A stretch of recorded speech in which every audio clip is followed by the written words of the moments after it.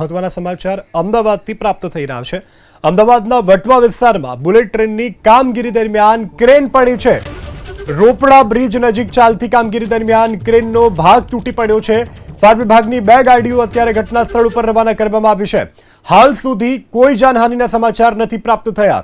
તો બુલેટ ટ્રેનની જે કામગીરી ચાલી રહી છે તે અંતર્ગત અત્યારે પૂરજોશમાં કામ ચાલે છે, ત્યારે એક તરફની ક્રેન જે છે તે તૂટી પડી છે। હાલ પૂરતા કોઈ જાનહાનિના સમાચાર નથી પ્રાપ્ત થયા। ફાયર વિભાગની ગાડીઓને ઘટના સ્થળે રવાના કરવામાં આવી છે।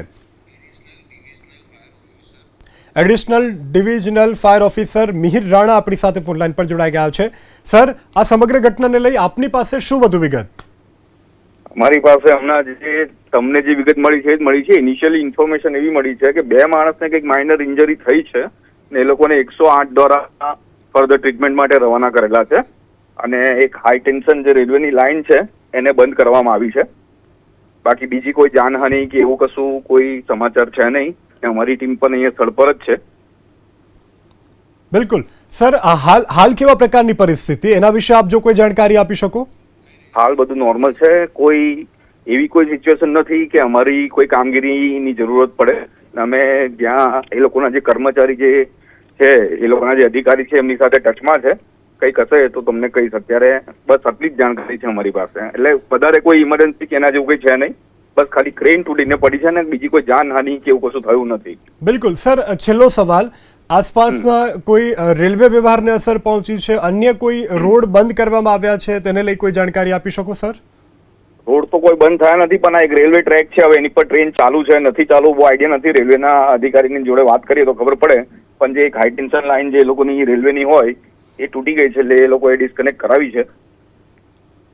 જી મિહિરજી, એબીપી અસ્મિતા સાથે જોડાવા બદલ, વાતચીત કરવા બદલ આભાર। તો અમદાવાદના વટવાની આ ઘટના છે કે જ્યાં બુલેટ ટ્રેનની કામગીરી દરમિયાન ક્રેન તૂટી પડી છે। વધુ વિગત સાથે સંવાદદાતા કુશાંગ સોની જોડાયા છે। જી કુશાંગ, શું વધુ જાણકારી પ્રાપ્ત થઈ રહી છે?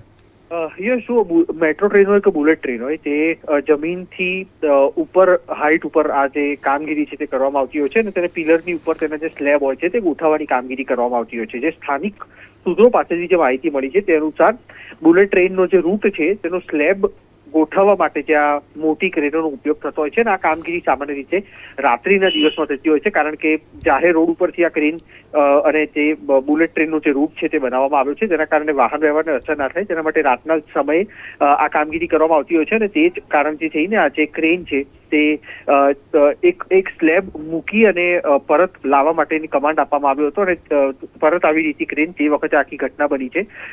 જે આસપાસના સ્થાનિકો છે તેમનું કહેવું છે કે આના કારણે જે વાહન વ્યવહાર છે તેને થોડી ઘણી અસર થઈ છે। સોશિયલ મીડિયા પર તેના અનેક અલગ વિડીયો છે તે વાયરલ થયા છે, પણ આમાં કોઈ મોટી દુર્ઘટના હજી સુધી થઈ નથી। ફાયર વિભાગને પણ પ્રાથમિક તબક્કે કોલ આવતા ફાયર વિભાગની 2 ગાડીઓ અને 2 અધિકારીઓને ઘટના સ્થળ પર મોકલવામાં આવ્યા છે।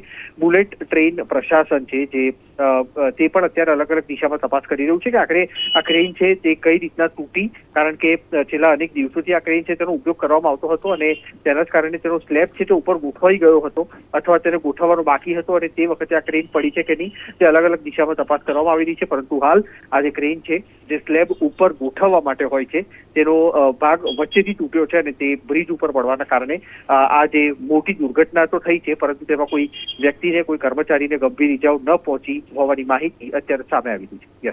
જી કુશાંગ, સમગ્ર જાણકારી બદલ આભાર। તો ફાયર બ્રિગેડની 2 ગાડીઓ અત્યારે ઘટના સ્થળ ઉપર રવાના કરવામાં આવી છે। અન્ય કોઈ જાનહાનિના સમાચાર નથી પ્રાપ્ત થઈ રહ્યા।